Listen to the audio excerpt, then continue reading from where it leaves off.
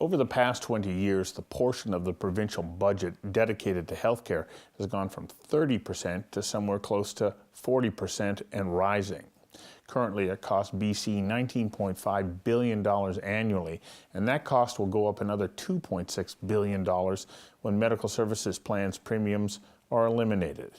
At some point, the cost of healthcare will undermine the provincial government's ability to provide education, social services, transportation, and everything else in its scope of responsibilities. Universal primary care is designed to ensure everyone in British Columbia has a doctor who knows them, their health history, and in many cases the history of their immediate family. The challenge, however, is setting a timely appointment. On average, patients wait 3 weeks to see their doctor. That wait time is motivating an increasing number of people to utilize the emergency department of their nearest hospital as their walk-in clinic. In doing so, they're plugging up the system and driving up health costs. Interior Health sees the solution in a realignment of resources and personnel who are qualified to expand their scope of practice and therefore speed up access to care for patients in their physician's office or in a walk-in clinic. We invited Dr. MacKay, who practices medicine in Nelson, BC, to join us for a conversation that matters about realigning resources and staff in the Grand Forks boundary area in an attempt to get ahead of the impending baby boom tsunami. Conversations That Matter is a partner program for the Centre for Dialogue at Simon Fraser University.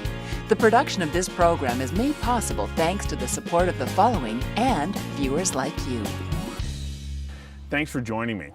We're at an interesting point in the delivery of healthcare in British Columbia. First of all, we got an aging population, which with it brings chronic rather than just acute healthcare issues. And then there's this over-reliance on emergency health. Can we get a doctor? Can we get into a clinic?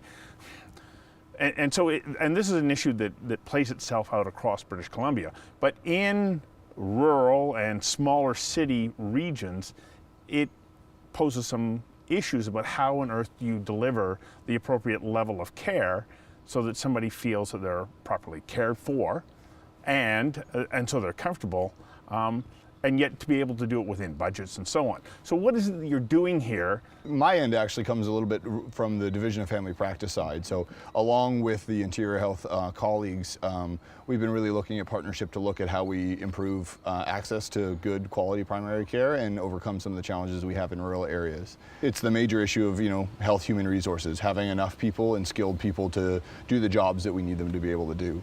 So how do you do that? Because if you want to keep people from just going to the hospital as I've got a problem, I'm going to go to the hospital, you need to be able to then give them access to primary care.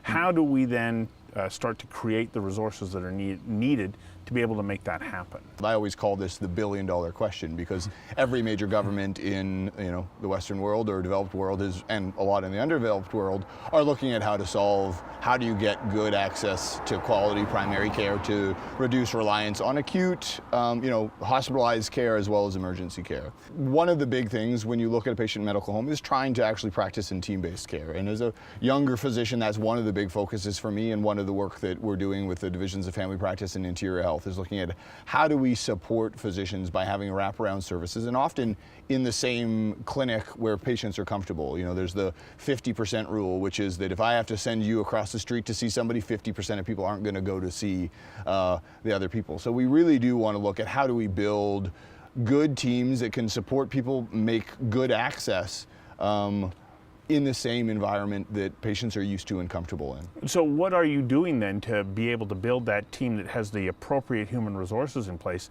so that you're ensuring that your patients get the kind of care that's going to give them the best possible health outcome? Some of it is looking at actually hiring some new staff to put into clinics and looking at what the staff that each community and each individual patient population is really requiring to be able to do that. Some of it's trying to look at rededicating and repurposing some of the existing interior health staff that are already out there providing care to, into a location or place that the patients are more likely to show up, and that really facilitate a relationship between providers. Really, in many ways, we're trying to break down silos, because siloed medicine and just relying on communication isn't it. The reason small hospitals like the one I was born in, standing behind us right here, and that I practice in now, have been successful is that we know everybody. When I go up, I see one of my good friends who's the internal medicine specialist. When I need support, it's quite easy for me to text him, call him. He makes space for me because we have a relationship. And it's true of our, respiratory therapists, our social workers. The familiarity that comes with pre-existing relationship means better care. It means less duplication for patients. They're not having to tell each individual health provider the exact same story, because people are saying, hey, this is his story. He needs this kind of support. Can you do that for me? And it's really that kind of informal handover that really makes it successful. And it's based on that relationship, both from a patient and a provider, but also from provider to provider. Just got to get you to hang on for a second while we take a quick commercial break. We'll be right back. Sorry for the interruption, but I need your help. I'm asking you to support the show by becoming a patron. That means pledging $1 per show. Conversations is a unique program. There's no grandstanding, no arguing, no yelling. Instead, I sit down with people who have unique insights, specialized knowledge, and experiences that inform and enlighten. And we do this on an incredibly limited budget with a very small crew. Well, this is my office, and it's where I edit the show. And then once it's ready, we give it away. So many different websites around the world are carrying the show, but they get it for free. They don't pay us. So I'm asking you to pledge $1 per show by going to patreon.com/conversations that matter. Thanks. We want to keep producing conversations, and with your help, we can. Now let's get back to the show. What does the ideal team look like? Does it exist within the clinic, or does it go beyond that? Do you bring in the assistance of pharmacists and paramedics and other healthcare providers, nurse at home services and so on? Is that all part of the mix that now has to be seen as being a team? You're absolutely right. There's going to be some of it that's going to be in-house, and co-located is better, and that's going to be necessary for some parts of the team. Some parts of the team, it's one of the mentors for me, Dr. David Kuhl, who's really looked at how, high-functioning teams in healthcare, says that a team that doesn't meet isn't a team. So you can put all these people together, but unless they're meeting, unless they're having conversations, they're not actually a team. And so some of it is with our home care nurses, some of which are good friends and colleagues of mine. It's trying to build the mechanism of, hey, why don't you come every 6 weeks into my office? We'll chat about our shared patients and where we're at with them, and make sure that we're both on the same page and that we're understanding how things are changing with the patients and what we can do to better support them. They may not always be located in clinic with us, but I need to find some way to connect with them to make that relationship work. I can't help but think that when you're saying that, though, you're talking about people who, like you, are extremely busy every day. And now you're saying, I'm going to add another component to all of this. I want you to now take extra time and come and meet with me. Does that become a challenge? Yeah, absolutely. One of the biggest things that we've looked on our change journey as we've focused on this is, it's hard to get physicians to participate in change. Not that we don't want it, not that we don't like this idea of team and want to do that, but when you're buried in existing patient needs and demands, to step back to say, I'm going to do a half-day meeting to look at strategic directions for our team is difficult. Right. But, as you deliver a team and as you put other providers that can see patients for certain needs, and really start to step back and look at your patients as a population, or often talked about as a panel of patients, and how do I manage that to effectively do it? With other team resources around you, you're better able to do some of that and to meet that. So there's a trade-off, but a lot of people will say, hey, if it's better care and it's at the appropriate time, and I'm not waiting too late so it's in crisis and then I've got to be seeing them in hospital every morning, it's worth it. And so the most pressing issues are, of course, are chronic issues with the elderly, because those issues are not going to go away, and they will become more acute as the patient ages. We talk about something that's called the blue matrix in it, which is really, some work that's been done by the Ministry of Health, looking at each band of different patients. So frail in the community, frail in residential care, multiple chronic diseases, mental health and substance use, and looked at their healthcare utilization in each of these bandwidths. When you look at those, each of those over the next 10 and 20 years is going to go up by, sometimes 40% up to 120% increases. So we talk about the gray tsunami and what's coming with this. Even if I have the exact same number of patients 10 years from now, I'm going to be struggling because they're going to have a lot more chronic, frailty issues that make it much harder. So there's not only do we need to get everybody a doc in BC or a nurse practitioner or however that's going to work, everybody a primary healthcare provider in BC, but we also need to look at how do we support the changing demographics to be able to continue to deliver high level care to them. One of the interesting issues that we face right now is that, of course, you want to address those people when they're in the pre-frailty stage. And so how important then is it for you to work with them so that they can remain outside of the frailty scale for longer? And then how do you facilitate that? How do you make that happen? Yeah. Well, and that's one of the things that we've been working on with our, home health and especially looking at frailty is, a lot of us docs have waited until they need a nursing service. Home care nursing was always felt to be that. But they actually do a lot more than there's home supports, there's, respite programs, there's day things that you can go and hang out with some other people and get some time for your partner to go out and do some shopping, that kind of stuff. But sometimes traditionally doctors have waited until, it's not until they need a nursing service that we connect them with these people, where really we need to catch them early because they have, falls prevention programs. They have these respite programs, so you're not seeing them end up in hospital because their caregiver's burnt out. So it is really important to catch them there and also look at how do you support them with community physios and these kind of things to make sure that they're strong and they don't progress through their frailty journey. And so that goes back to then what you talk about not functioning within silos but working as a collective.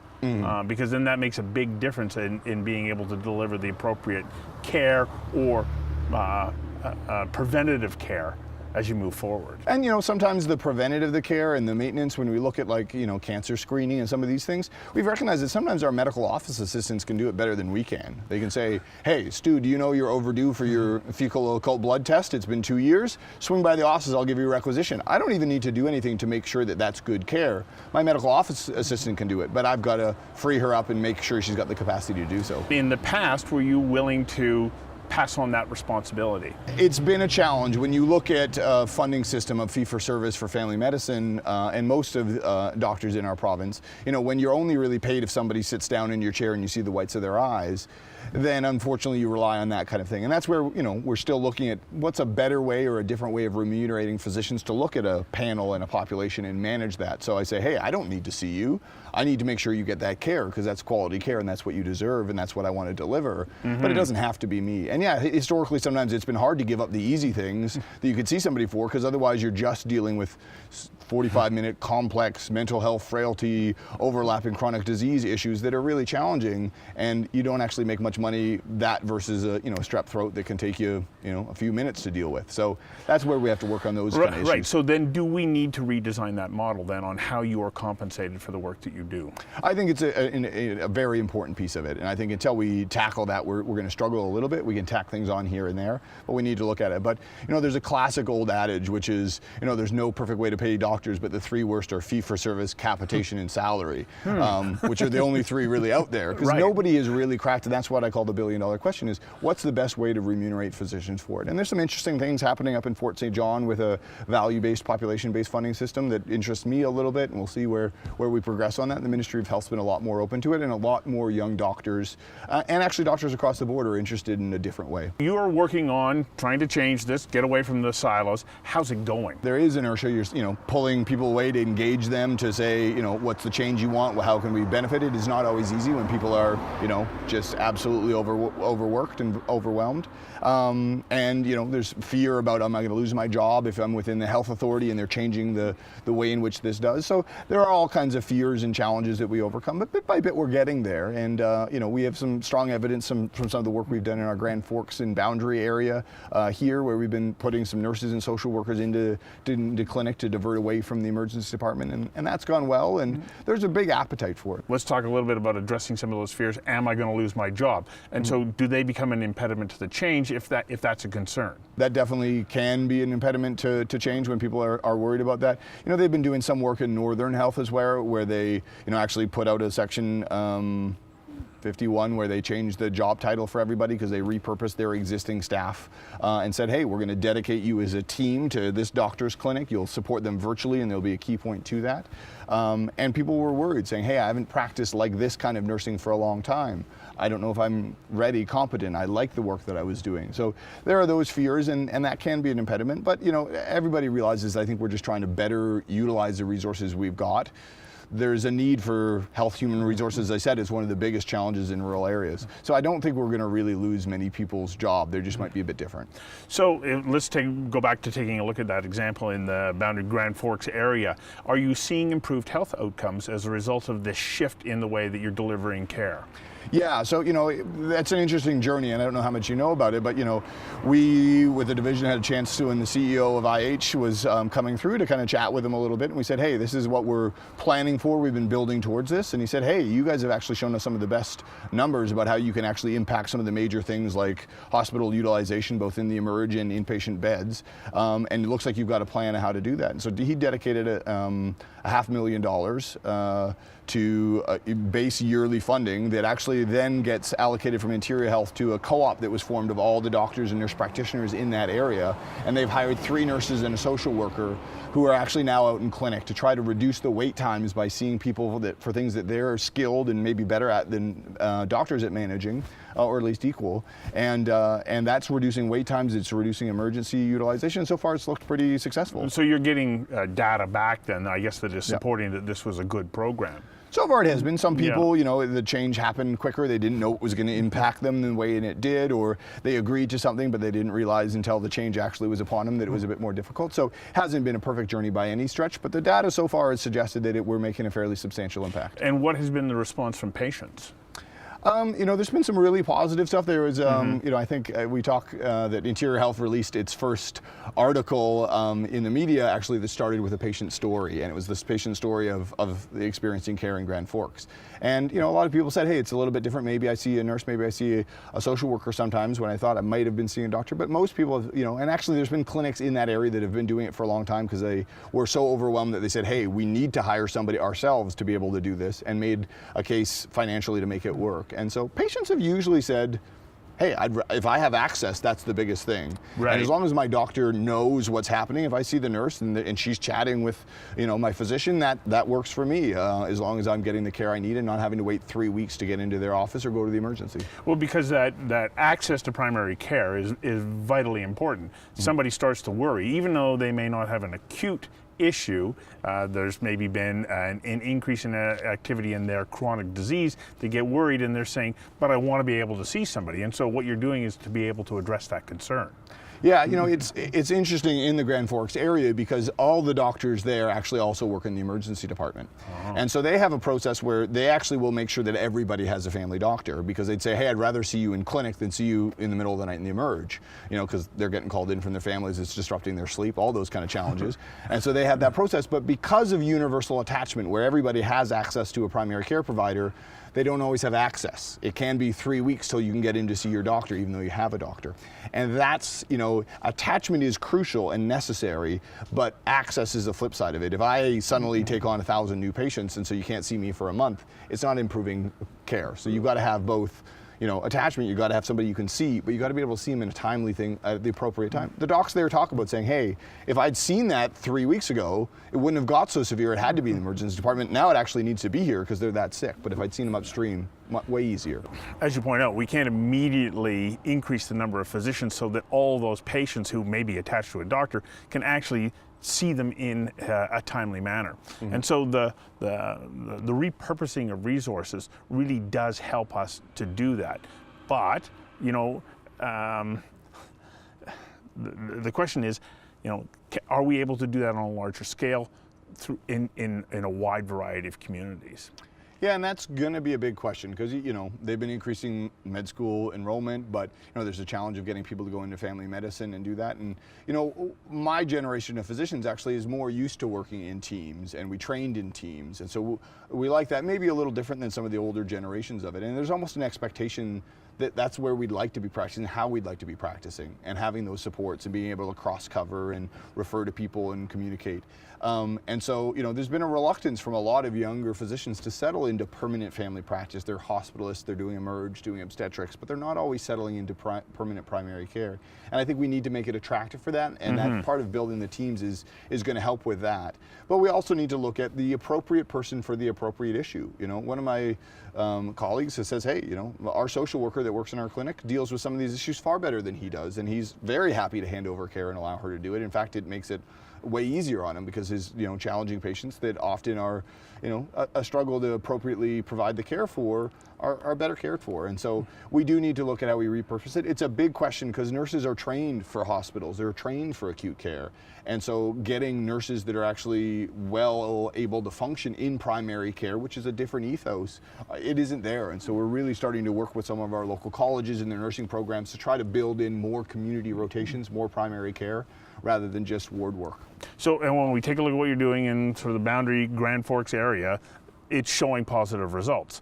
Now we have to get the rest of the system to get along and come in behind that with the appropriate funding to be able to compensate all of those healthcare providers appropriately. Otherwise, how can we have buy-in? Because we all have to make a living. Yeah, and that's a big piece. And it is a challenge because right now the people that we've hired in Boundary are hired through the cooperative. They're losing their IH seniority and they're not in the union. And certainly there's a big interest in the shift towards primary care from the nursing union, and we hope to have their support in this journey because it's far from undercutting the work that they do. That's necessary, but we do need to look at how do we get good primary care practicing nurses out into clinics and who holds their contracts. There is still sometimes tension between some physicians and the health authority from the regionalization and loss of our general surgery program, our ICU here. That these are some legacies that have sometimes still made it a little bit of a challenge for cooperation. Where do you go from here? Right now there's the PCN, the Primary Care Network funding that's being released by the Ministry of Health, and we are one of the 1B waves. There's 10 that have been approved, one in the first wave, which will be in our region in the South Okanagan-Similkameen region, and then we're in the second wave and about to get some funding and looking at how we stretch some of the stuff that we've been learning in the Grand Forks and Boundary region throughout our region. But Alberta is 10 years farther in that journey. They were awash with money, and there were some issues in terms of effectively rolling that out, and we're trying to learn from that. Ontario tried to do this with changing their funding model. So there's a lot of lessons learned, and there's a lot of great examples of places that are doing it successfully, but it's not an easy nut to crack. One of the things that I like about what you're doing is you're saying, yes, we're addressing $1 billion problem, but you're not saying give us $1 billion. You're saying give us the kind of money that we can use to repurpose resources and come up with a solution that we think can work within the structure that we have. One of the biggest things for me is when I graduated high school here, we were spending about 30% of the GDP overall in BC on healthcare. That was 1999. And now it's over 43%. And I have young children, and if you look at the trajectory in a little while, we're not going to have money for schools and roads if we don't find some way to reduce the cost of healthcare. So we're not asking for a lot more to do this, though there does sometimes need to be a temporary, change management kind of injection in funding to really prove and to get people on board with this kind of work and to accept some of the differences. But mostly we think there is enough money existing within our healthcare system. We just have to use it the most effectively we can. Well, I appreciate seeing this kind of innovative thinking coming from grassroots and working its way up. I wish you all the luck in being able to continue to deliver the kind of care that your patients and everybody else really want to have. Thank you very much for doing this. You're welcome, Stu. It's my pleasure.